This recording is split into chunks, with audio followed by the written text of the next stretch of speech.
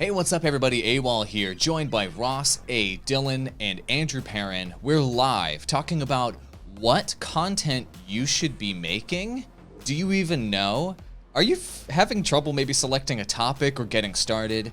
In this episode, we're going to let you know the methods that we've used, the logic that we've used, whether it be research, whether it be figuring out what emotionally fulfills you, what can keep you motivated to pick that topic so you can actually make content on the internet on the regular. Andrew Perrin, how you feeling this morning? I'm feeling great. It sounds like you are too. It looks like you didn't have the coronavirus, which is great, by the way. So either that or you got over it really, really fast, which is just impressive. I don't know how you did that. Yeah, I knocked out that Rona real fast. I highly recommend this random cold brew company. No, I don't. This is not a cure. Do not. I think I was close. I had a regular cold or something, so it was just a regular cold. Anyway, Ross, how you doing this morning, buddy? Better than you. I can certainly say that. No, I had a case of the Andrew parents can't sleep last night, so I could be a little slow today. But I'm loving it. Feeling good. Let's do this.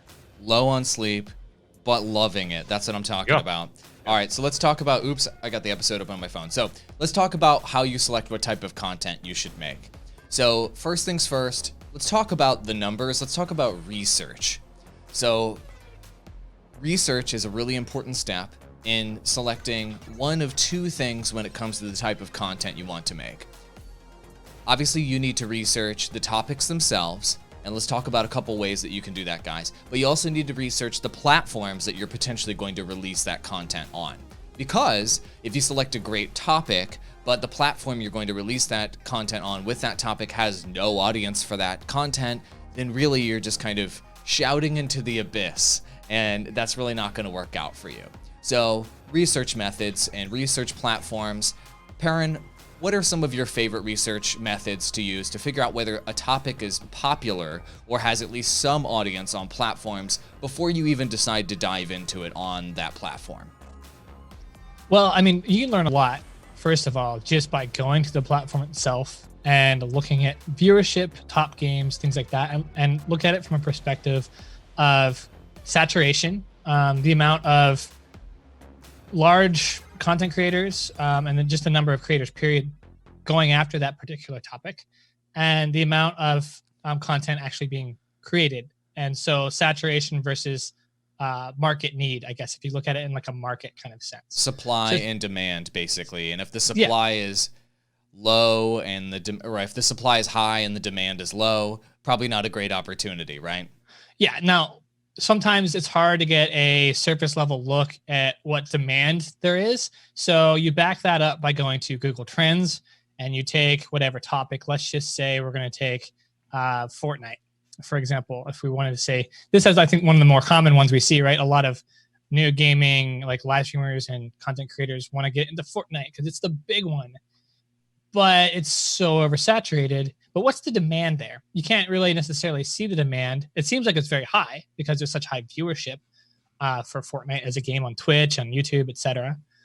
So you got to go to Google Trends and type in Fortnite, see what the monthly search volume is, and compare it to something that you have a little bit maybe better understanding of, right? Like one that we would do is we would understand Minecraft a lot, and we had looked at the Minecraft trends so much. So I would normally compare it to that and say, like, where in comparison does it sit with that trend? And if it's like way over Minecraft, then you know the demand, because you're looking at Google Trends, this is search volume. The people searching it are super high. So the demand's pretty high, right? If it's much higher than maybe what a Minecraft baseline trend would be. So try to match it with a trend that you know is pretty stable. These are normally what we would call something like an ever trend, like something that's kind of always trending. Like, I'm going to go back to gaming because it's what I know the best. Pokemon. Pokemon I consider an ever trend. It's pretty much a flatline trend. It gets little spikes when they introduce new titles, but it's basically about always the same. So try to compare your trend to something that is stable as a reference, and use that to figure out the demand. You're looking for a game that has lots of demand but low supply, or a topic that has high demand and low supply. Yeah, that's and the first thing that I would look at. That totally makes sense. Supply and demand on the platforms that you're looking to go into makes a lot of sense. just manually searching those topics, literally typing in the words into the search bars of each platform, looking to see how much posting is happening, and how much engagement those posts are getting on average is a really good indicator as to whether there's an opportunity there for you. When it comes to research, Ross, are there any other methods that you like to use that you want to look at the numbers first, then look at what the passion is after that, so you can know where you can funnel your passion to, right? Because if you're just funneling your passion into a black hole, it might be a little demotivating when your passion has no reaction from the internet, right? So what other research methods do you like to use? Well, actually, Andrew Perrin really hit, because he uses a lot of the same ones I actually do when I'm creating content for social media, specifically Twitter. And I apologize in advance. This is probably going to be a very heavy gaming episode just because of the topic at hand. So number one, what Andrew Perrin said was right. He said, you've got those sweet spots where you have games and stuff and topics that are, evergreen content, essentially, where it's always going to work. Pokemon is literally the perfect example. If you're running a gaming Twitter account like I am, or anything on social media that's gaming related, you're going to have a win with Pokemon content. The same goes with games like Skyrim, Grand Theft Auto, et cetera, et cetera. But one thing that I found on Twitter that's really helped me is now you can actually follow topics on Twitter. And what happens is it's actually in your menu bar. You can find it on mobile. And they have like video game topics, literally any topic you want. And then what happens is it just fills up your timeline with all kinds of tweets, the highest, the most engaged tweets from that topic, whether it's video games. And, they have more specific games you can follow too. But just generally speaking, and then you can see just based on that, what games are trending and what's trending, what kind of content is trending with it right there on your timeline. So it does all the homework for you. And that's been a tremendous help for me. So, when I see that, let's say like last night, I was scrolling through and Assassin's Creed was trending because it was leaked that probably later this month or early next May, they're going to be announcing the new game. So a lot of Assassin's Creed content was trending. Now, I didn't do what I was supposed to do and go and then, post Assassin's Creed content to feed into that trend. I should have done that. Take that lesson from me. Go do it. But it's a great tool to use. But and then my third option that I use outside of the evergreen and then the Twitter following topics is the Google Trends. Just like what Perrin said, again, I go there, I find out what's trending. Is it oversaturated? Is it being overdone? And then you can kind of, just baseline it from there. And just by doing those three, I can have usually, a week's worth of content in no time. Or when I'm looking for content or going to create content, then I know exactly where I need to be going with the content, and it makes my job so much easier. That's great. Those are really good research methods. I like that. Other methods that you can use include using tools like TubeBuddy for YouTube. For Facebook, you can manually go to Facebook's gaming destination or just manually search on Facebook for your topic. So we've been talking about gaming a lot, but there are other ever trends out there like fishing, for example. People will be fishing forever. There will always be water with fish in it, and people will want to go catch those fish and eat them. So there's lots of other topics out there that will always be there. Manually search them using the Facebook example. Manually search fishing, for example, and then go look through the mini communities, the micro communities within that topic on the platform as well. So in the Facebook example, it's not just looking at pages about fishing, which is obvious. You can also look at individual pieces of content about fishing. How much traction do they get? And you can also look at things like Facebook groups about fishing. And you can look into each one of these kind of layers of interest and community within an evergreen topic. And you can kind of figure out how much of a real community is there for you to bite into. And if there's a big one, or if there's a moderate sized one and the competition's low, or the content that people are making around that topic, you feel like you could do way better, that's your opportunity to jump in. Speaking of feelings, let's talk about the emotional part of this, which is, I think, now that you've done your research, now that you've found your platform that has some interest on it, and maybe the competition is lower, you put that aside. Now you've done your market research, just like you should do with any business and anything you do in life. Do some research first, please. All right, now that you've done that, let's talk about the part that matters. Fueling your passion, making you happy. Doing this for the real reason why you're doing it, right? Because you love making content, you love that topic. So how do you choose a topic that is going to that you're truly interested in, that you can keep producing content about over time. I got to kick it over to Ross, because Ross is the most consistent out of the three of us, posting tens of thousands of gaming meme tweets over these years. I mean, you used to be up at 3 a.m. posting tweets before scheduling existed for this, and you have grinded this thing for years. How do you pick a topic you can stick with for that long and be successful with, man? Tell us your super secrets. Well, there is no super secret. You just have to be honest with yourself about what you like and what you're passionate about. That's the bottom line. If you're passionate about gaming, go do something in gaming. If you're passionate about sports, do something in sports. Just stop trying to look for that big trend. Like, it's kind of referring again back to what Andrew Perrin said. I apologize. My camera's blurry. I absolutely have no idea why. But going back to what Andrew Perrin said, about like when you go to Google Trends and you can see that like Minecraft, just the topic in general is so oversaturated. Like, if you like Minecraft, and don't do what you love. I'm just going to break it down to that. You have to do what you love. You have to do what you're passionate about, because you're going to get burnt out doing it. There is no way around it. There is no secret, no matter what we've told you. There is literally nothing that can prevent you from being burnt out, because anytime you're in any field that requires content creation, you're going to have to work overtime to do it. You're going to have to put in the time, and you're going to have to put in the hours. So again, bottom line, if you don't love what you're doing, if you don't love the topics that you're talking about, if you're not obsessed, almost to the point of obsession, then it's probably not going to work. So, at some point you have to say, even if the field is oversaturated, but this is something I really love, then do it. Because if that's what's going to motivate you to keep going, because it's something you love, then that's much better than putting in the time and being miserable while you're doing it. So, man, that's good. That makes a lot of sense. Let's talk about what it takes to get to that point.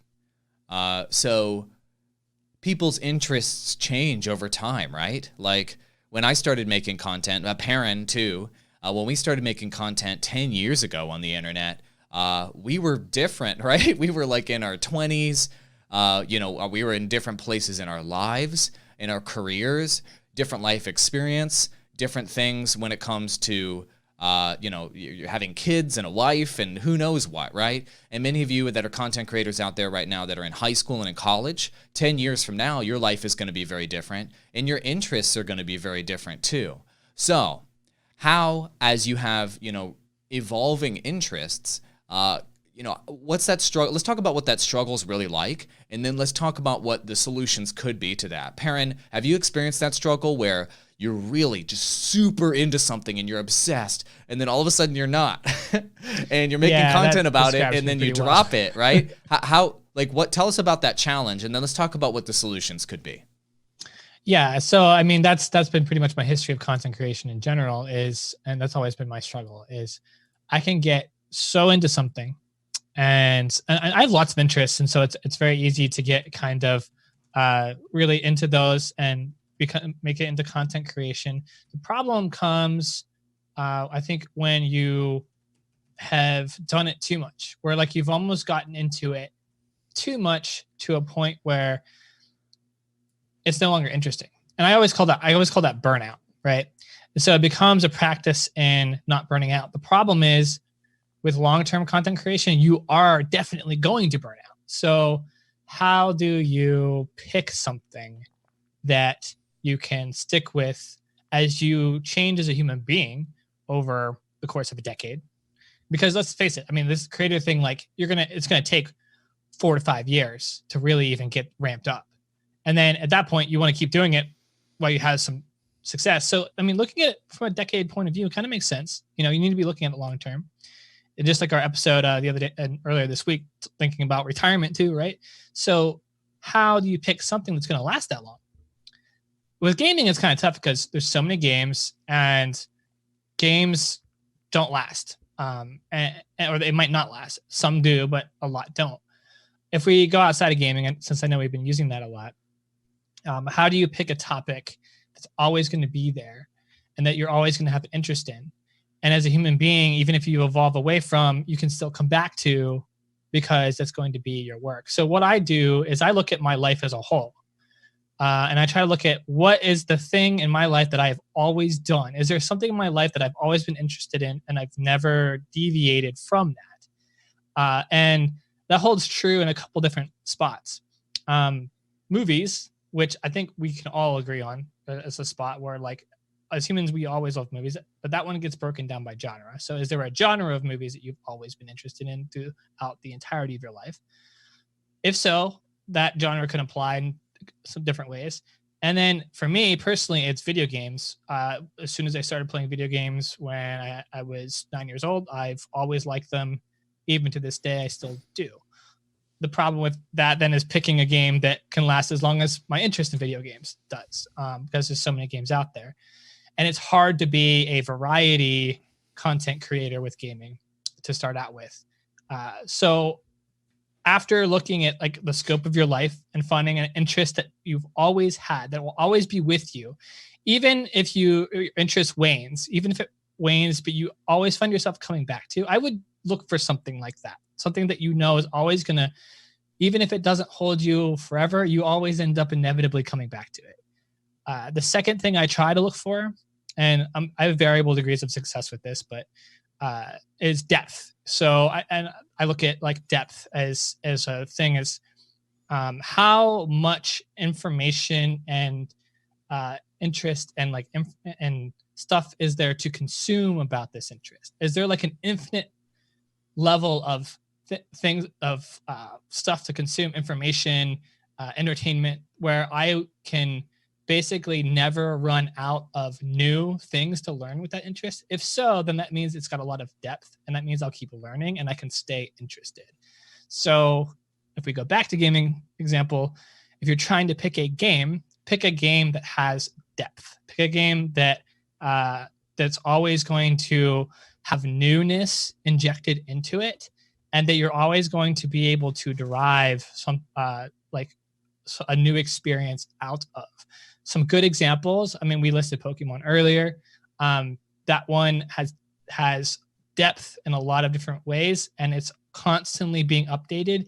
And you know it's going to continually be updated, probably for eternity. As long, a Pokemon I don't think is going away anytime soon. It's the most valuable IP on planet Earth, and it's now crossed 3 generations. So I'm pretty sure it's going to be sticking around for a little bit. Ones like and that, there's a lot of depth there. I mean, you can go a lot of different routes. So it's a good example. I'm trying to think. I would love to think of a a really good non-gaming example would be beauty, makeup, and like health, skincare. Right?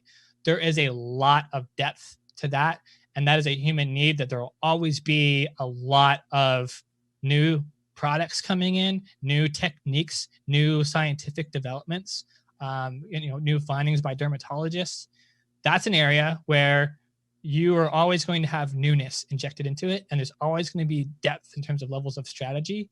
Plus, different things work for different human beings. So you also have diversity as something in your play. So that's a really solid one. That's why that topic works out so well. Health and fitness as well. The fitness genre just on its own, just staying in shape. Like there's so many niches within health and fitness, right? From makeup to style to just fitness itself, to just hair, focusing just on hair, to even just shoe channels. Like within a niche like that, there are tons of sub niches that will last forever. People will always want shoes.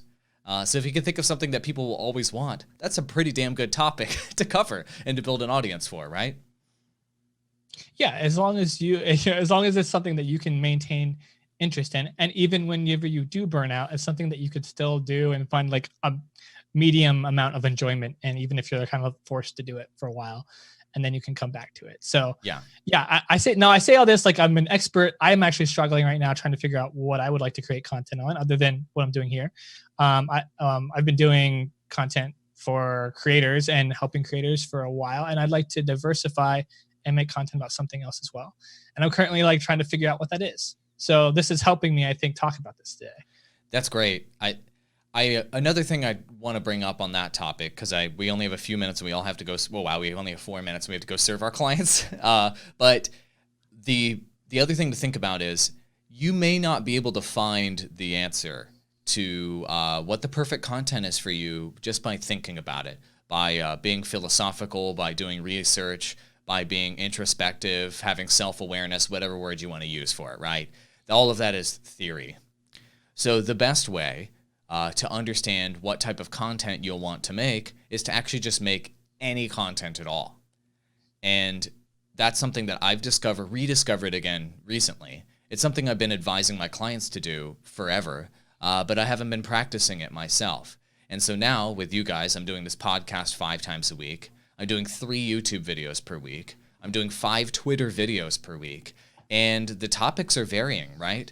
For me, it's anything from self-motivation to philosophy to things like confidence, leadership, whatever it may be, topics I'm interested in. I'm just throwing it all out there right now and seeing what sticks. And so if you feel stuck, the number one way to get unstuck is to move a little bit. Because if you just stand still and you don't move, you're just going to be stuck in place forever. And so, to your point, Perrin, maybe your interests are games and movies and God knows politics and whatever else. Making any piece of content at all about any of those is the only way out of your situation. You aren't going to be able to think your way out of that box. You have to take action to get out of that box. And the same thing is the case for people that are going from 0 to 1, from people that are going from 1 to 2 to 3 to 4, people that get stuck doing one type of content forever, or if they feel like they're going to be stuck doing one type of content forever and they'll never be able to get out. And to you guys that have maybe grown a channel or a brand or a business or what have you off of one big topic, the thing I've repeated a million times, and I'll say it one more time, is using the 80-20 rule. 80% of the content that you create should be the stuff that is successful and really works for you.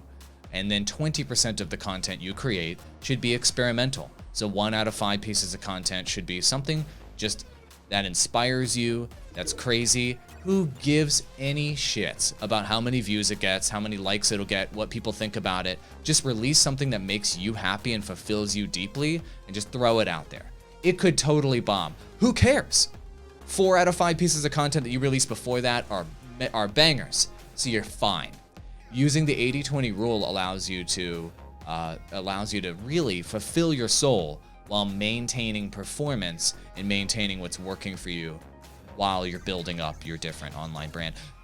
Ross, any closing thoughts here on somebody who has more traction than all of us combined times 75? I don't know about that. With VGF gamers. Times 75. Any other closing thoughts here on the choosing a topic, sticking with it, and then staying motivated? The hardest part out of all those 3 things that you just listed is going to be staying with it. And unfortunately, you need motivation to do that. So knowing that there's a chance, and be real with yourself here, knowing that there's a chance that you may not stay with it, you literally have nothing to lose by doing something you love. That simple. Damn. That was deep right there, and so true. You have nothing to lose by doing something you love. I think we'll end the episode right there. That was great. Thank you so much for listening to the Digital Drop Podcast, where you can't see Ross right now, but he was just doing finger guns. Absolutely. Because he just dropped that mic super hard. He digitally dropped that mic super hard. If you want to catch dumped it. He digitally dumped the mic. If you want to check out the video replays of each of these episodes, obviously they're on Twitter. We're live on Twitter every day at 9 a.m. Eastern, weekdays, 9 a.m. Eastern. You can come ask us questions live. YouTube, of course. Search Digital Drop Podcast on YouTube. All of our replays are there, all of our episodes, and every single podcasting platform. Please subscribe. And if you're on iTunes, for the love of God, we need some ratings on iTunes. We have so many people listening to us, and we've got like 10 ratings or something. To our thousands of people that listen to us on iTunes, give us a 5-star rating for the love of God, and give us a couple reviews in there that say something about how handsome Andrew Wall is. Thank you for listening. We'll see you in the next episode, and keep creating. Go make something today. Pick up your phone and make something today. Cool? Adios, amigos.